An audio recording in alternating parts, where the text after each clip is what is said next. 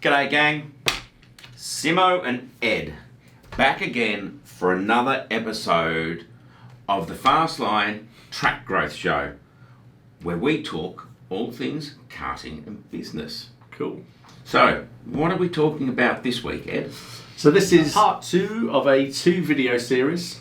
This is where we now end up going into 3 videos because we'll just start talking. No, it will only be 2 videos. We're just talking about self-sabotage. Hopefully you're avoiding this. So we talked in the last episode about 5 different things that you can just start to have a look at, just self-sabotaging your own success. Today I think we're planning to speak on another 5 more. We are. Let's see how it unravels. I mean, I hope you're not doing them, but don't feel ashamed or embarrassed if you are, because you know, even if you know this stuff, it keeps creeping back in, and you'll see from a couple today that, hey, I'm even guilty of one of them. So let's recap on the first 5. So, not having a vision, mission, or values. 2, not having a written goal. Yep. 3, not sharing that goal with your team. 4, not using the 10-minute huddle. Yep. And number 5, not measuring. Because if you don't measure, you can't manage. Very so, point 6. Well, yeah, and it's closely aligned to really starting to talk about the 10-minute huddle and all the rest of it. If you're a business owner, you can't be too available. So there's just some general rules in this really. We'll go through these in this video actually. So I suspect whilst the first video was very practical and short, sharp stuff you can probably get your head around, this I think will be a little bit more hands-on. Very useful for the business owner, but don't make yourself too available. You sort of really get the life that you create.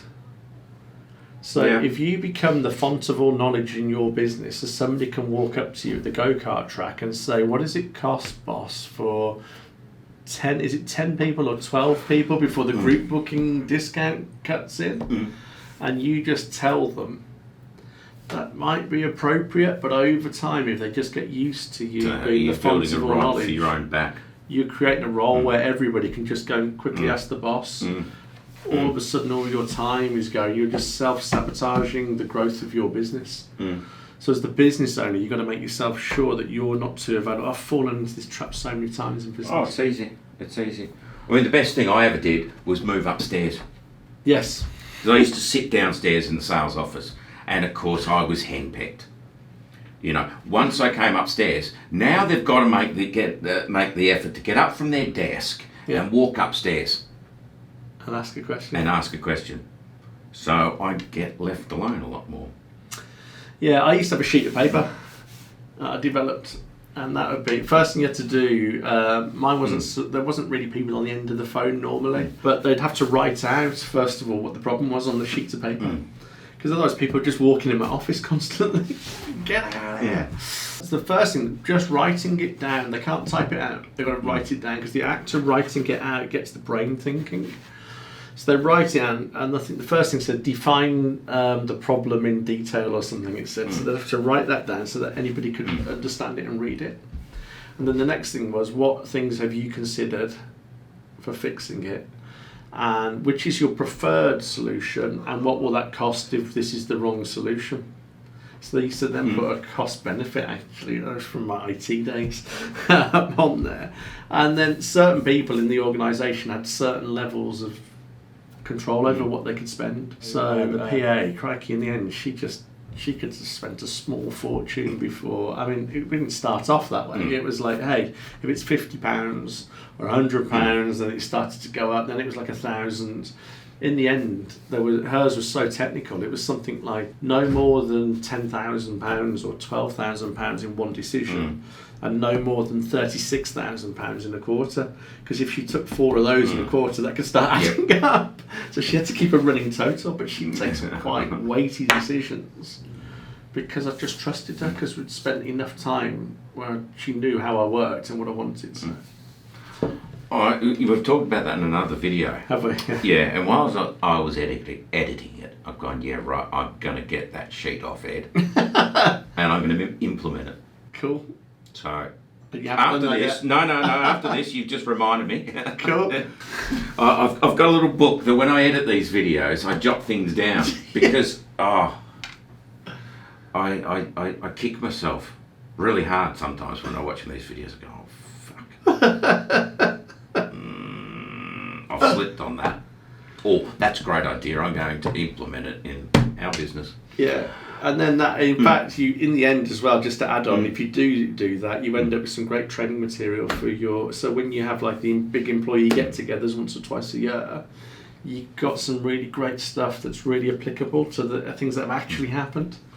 So it's really nice. It's a really good way to do it. Number 7. Not getting out of your business. Yes. In my head, one of the golden rules of being a business owner is being able to just walk away from your business and it still runs without you. And the further away you are from doing that, i.e. stuck in your business and integral to everything going on, then the deeper your problem is, because what you've done is you've just created a job, you haven't created a business. Yeah. And in my head, a business is something usually a saleable asset. Well, nobody's going to buy a saleable asset if I need you to be stuck right in the middle of it still. Yeah. So it's closely akin to being too available, but actually it needs to be a thought through goal about how do I increase the value of my business? And I can do that if I get the right intellectual property and get it so that it's just turnkey, running on its own. Then people might start coming to make offers for my business. Now, I may never ever sell it and I may never want to, and that's cool. But it's still a really noble goal to go for in business. So, you just got to make sure you're getting out of your business when people don't need you in there. It's almost like when you turn up, you're getting in the way. It's quite a nice feeling. Yeah. I've been there with one of mine. They're like, oh, here he is. Oh, no. Right, 8. Now this is going to seem a weird. 8 and 9 might seem a little bit weird. Yeah, this is like just so you're going to get a glazed look from a lot of people, but as they start to think about it, this one will definitely hit a lot of people. And basically, if you're not sleeping enough, you've got a problem. Yeah. Because everything looks different when you've had a really decent night's sleep. And there'll be people sitting there going like, "Wow!" And I don't need sleep and. Crikey, there's just this thing, isn't there, about being busy and like lack of sleep you need, and managers who send off the late night email and then call you on a Sunday and for crying out loud. If that is the definition of great business, crikey. It's just sabotaging everything. You just need to make sure you're getting enough sleep, and ideally your staff are getting enough sleep. Because when they do that, good old look at that. This is people just function better. We need sleep as human beings, and it's a really smart idea to get plenty of it wherever possible. Strangely enough, I have had enough sleep. And moving on to point number 2, not taking holidays. I've just taken a holiday. A holiday. Who are you? Yeah. You never go on holiday. Well, usually once a year for a couple of weeks. But I do go on.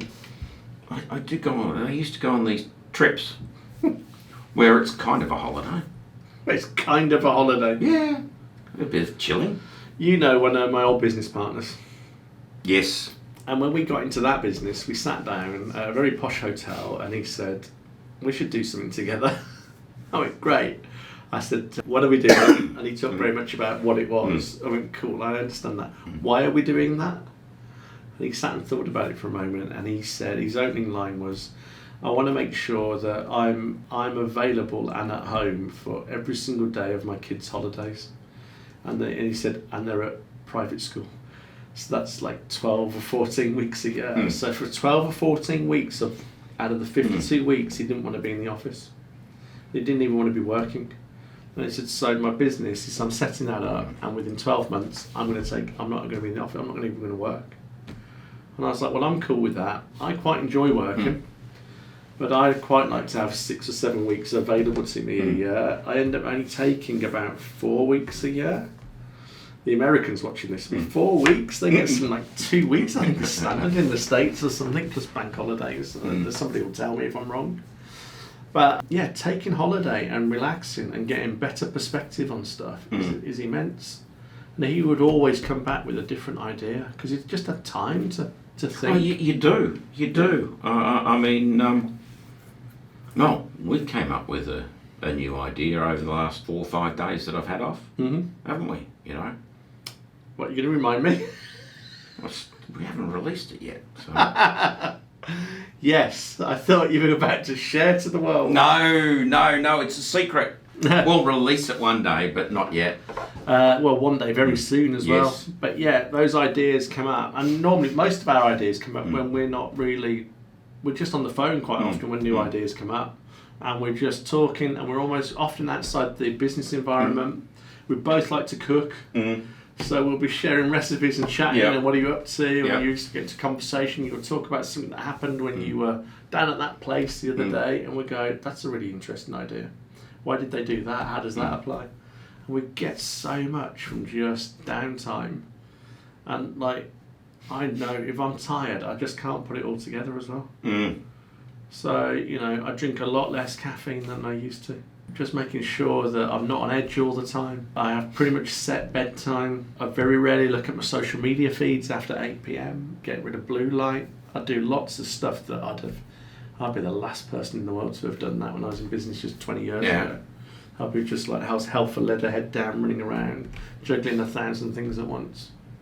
And now I'm all about loads of sleep and lots of holidays, you know, and we're just starting to book them up.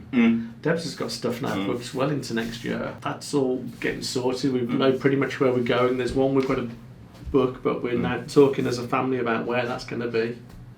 I mean, when we sat down and did this written goal, we actually planned more holidays for me than that. Good. Have you taken them? Nope. We'll have a talk after this video. It has kind of been a crazy ass time. Oh, go on, then give me the excuse for it on video. You don't want to go there, do you? No. There's going to be no excuse you're going to come up with that's going to... I don't care. Like, that wasn't the goal. That's not what we agreed. Like, we're going to just... I know it's been a crazy year, so we should have just planned differently. And we get to control this whole thing, and we can still do it. You didn't want to go there, did you? No, Good, there we go, see? At least I'm doing number 10. Number 10. It's a classic. So into something a bit more practical now. If you're not emailing your customers weekly, and your potential customers, you really are self-sabotaging your business. It's just a great way to remind them that you're there. Yeah. Go-kart track businesses and their customers are a little bit different to my business and our customers.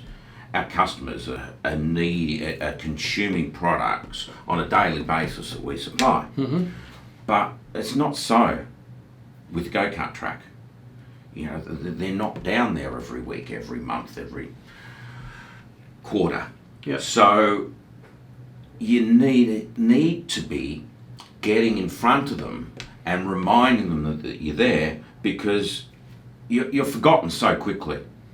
I mean, you still don't remember the kart track that you went to. I don't know the name. I know where it is. I'd have to do a little bit of work to go and find them again. And they just don't do anything. And then for the last time we all met up in Germany, I'd sent out 2 requests for bookings, for genuine bookings. And I talked about that on the stage tonight, about how slow their response was. One of them never contacted me. I say never, they did eventually. But I know there was a gap of about 6 weeks, I think, or something, maybe 3 weeks before I got up on stage. And one of them had taken like a week and a half for me to go to reach out to me to go and ask for like a dozen booking slots. I think, or was it 20 or something? I can't remember. It was a sizable booking. And by the time I got to Germany, one of the tracks still hadn't even responded. No. It's when you're sitting there and you're thinking, oh, geez, what am I... Oh, I've got some spare time. What do you want to do? What are we going to do? Well, worse than that, I'm thinking about getting some groups of business owners together and doing some stuff. I've written down that as an option, and I'm nervous about it. No, you know where we're going to go? Yeah. There's a new place open up in Wandsworth. Okay. Gravity. It's taken In London? over. Yeah. It's taken over the 4 floors where Debenhams was in the Cool. mall, and they've got e-karting. They've got e-racing. You know, they've got arcades, bars, mini golf, bowling, all sorts of shit. It has got to be one of the best venues for entertainment venues in the UK that I've heard of, and it's a lot closer to the US market than anyone else has ever been. Cool. We'll have to give that a whirl. I'm excited to check that I'll have a out. chat with my accountant, see how much we can get written off on reasonable business expenses, because we're doing research. But we should have a go at that. I'll have HMRC now in England having a look at this go. I need to have a look at your tax returns, my friend. But emailing weekly is just really smart. I remember when we came out of first lockdown, you'd formed a habit, because it only takes 3 months to form a habit. We formed a habit of not going out. And Pizza Express dropped an email in my inbox. Yeah. And I said, oh shit, that's something we've stopped doing. Let's go down to Pizza Express. Didn't get one from Wagamama's. Yeah. You know, so I didn't go, hey, let's go down to Wagamama's. Yeah. I mean, there's a lot more restaurants that I prefer over Pizza Express, but they dropped something in my email, and I thought, let's do it. Well, I had, so just recently, the Indian curry house just down the road, they'd done a delivery on the estate that I live on, and then they knocked on my door because they know where I live. I went, oh, hi, how you doing? Do you want to come in? I'm like, no, I'm working. So, we ordered something. No, I just wanted to see why you hadn't been down the restaurant since it had been opened. I just want to make sure everything's all right. And the guy knocked on my door. Wow. So what do you do there? I'm like that. Debs, like, when are we going to go and have a curry? So we've been in. So he only had to ask, and he did it so nicely. Like, I felt almost embarrassed. I just felt I had to go. But there's a couple of things. That is one thing. If you just reach out, you'll go and get some business. If you email them every week and you're not selling, and he didn't sell to me. He said, have we done anything wrong? So it was a customer service call, which is a certainly different approach at the doorstep. So he did it absolutely right. But if you're just communicating weekly at the point when you do need to make a sale, if you do want to go and push the Christmas parties or the school holidays or whatever it is, you've earned the right by building the relationship. So at the point when you do ask if they'll spend a bit of money with you, because you didn't push sales down their throat all the time, now when you're asking for money, it doesn't seem like, oh, you just want to go and get some money off me now, and it becomes a price-led conversation. You've now moved into value-led because you've built the relationship. Now it's, I feel like I know them. Yeah, that's it. It's that nurturing process. I mean, I don't send out emails every week that says, hey, I've got a helmet for $35.95, or I've got a set of clutch plates, you know, our new tyres are in, our new balaclavas are in. 10% off this week. Yeah. It's like, oh, for crying out loud, you just want my money. Yeah, and probably more deleted, but you know, you put an engaging and an entertaining email together that is not salesy at all. And the open rates go up, the click-throughs go up, and the responses you get back are truly amazing. Yes, Neil in Australia, Yes. talking about two old dogs on a video. How dare you, I resemble that comment. Yeah, but it is self-sabotage as well, just to bring this neatly to an end, because it's the business owner's responsibility to remind customers to do business with them. Yeah. That's like a little kidney punch at the end there, where you just sat now thinking, right, I've got it all down. I'm just going to get away now, unscarred. But no, we just caught you at the end with a little kidney punch. It's your job as the business owner to reach out and remind your customers to do business with you. Yeah. Well, that's a good place to wind up. Cool. At the end, so we have to. Right, so it's goodbye from me. Cheerio from me. And we'll see you next week. See you in a bit now.